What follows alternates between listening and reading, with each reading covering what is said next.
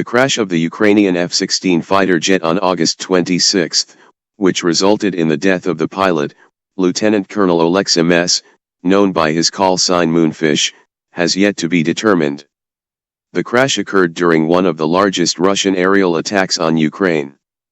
Ukrainian authorities, along with international experts including those from the US, have been investigating the incident. Till date, the investigation remains ongoing, and no definitive cause has been publicly confirmed. U.S. Commander's remarks. General James Hecker, the commander of the U.S. Air Forces in Europe and Africa, has made several comments regarding the Ukrainian F-16 crash, although he has not provided a definitive cause. According to Hecker, the U.S. is looking into the preliminary findings of the crash investigation to potentially modify the F-16 training program for Ukrainian pilots. General Hecker's statement, based on preliminary findings, and the delay in releasing the finalized findings of the investigation strongly suggest that the friendly fire was not the cause of the accident. Ukrainian politician Mariana Bazola's claim, made shortly after the F-16 downing, that the F-16 might have been hit by a Patriot air defense missile was disinformation aimed at denying credit to Russian forces. Likely cause. The possibility that the F-16 was downed by an air-to-air missile launched from a Russian fighter is remote. The Russian group strike using cruise missiles and long-range kamikaze drones on that day was targeted at central and western Ukraine. The Ukrainian F-16 had taken to the air in response to the group strike, presumably to take down cruise missile and drone threats. As such, at the time of its shootdown, the F-16 was likely over West Ukraine, out of range of Russian fighters, even those armed with long-range missiles. If friendly or adversary fire is not the reason, two other plausible reasons remain: pilot error or mechanical failure.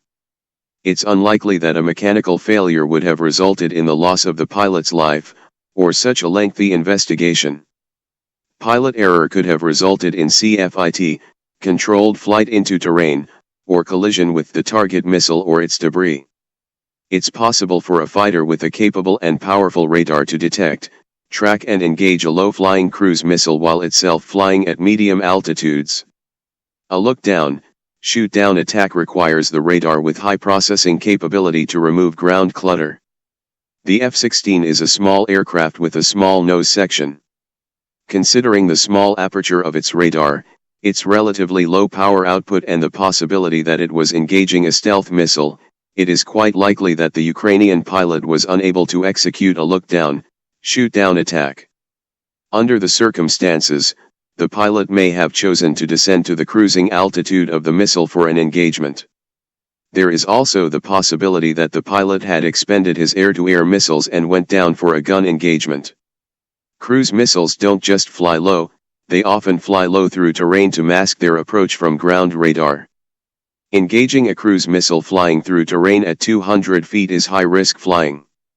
It's interesting that Hecker, referring to the preliminary report, said, "Anything that comes out of that, any preliminary things, we're taking a look at to develop into training, both in Denmark as well as the US, to see if there's any changes that we need to make to the training to make sure that this doesn't happen again." Commenting on the experience and training of Ukrainian pilots, General Hecker said, "It's easier for brand new pilots to fly the F-16, because they don't have this other training in the back of their mind that it's kind of hard to get rid of, and that's why it takes time." The tendency of experienced pilots to revert to old habits or muscular memories under stressful conditions is sometimes referred to as regression. While regression is a fact, it's also a fact that experienced fighter pilots are able to convert to a different fighter type fairly easily and in much less time than pilots flying their first operational fighter. In the IAF, which operates many types of aircraft of different origin, conversion from one type to another is routine. Chasing low-flying missiles, if that is what happened, may be attributed to poor discipline and training, not any baggage from flying different types earlier. Cutting through the spin. US and European F-16 pilots have no experience locating, tracking, and engaging low-flying stealth missiles. They are likely not even aware of any F-16 limitations in look-down, shoot-down engagements of stealth missiles, having relied on AWACS vectoring for such engagements. Ukraine does not have AWACS to provide cover to their F-16 pilots. Any attempt to use NATO AWACS operating over Poland or Romania would be highly escalatory.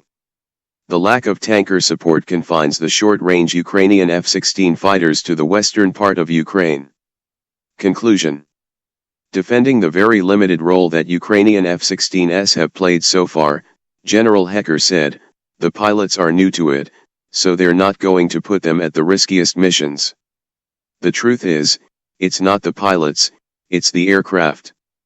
The fact is, in Ukraine, without AWACS and tanker support, the 70s vintage, single-engine, short-range F-16 has little role to play operating against high-endurance, far-seeing, long-range weapons-armed adversary fighters.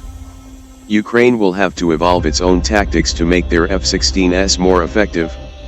With time and, inevitably, with some losses, Ukrainian F-16 pilots will get more adept and leveraging the platform. However, the F-16 was never a wonder weapon, and it's now too maxed out, airframe capability-wise, to ever be so.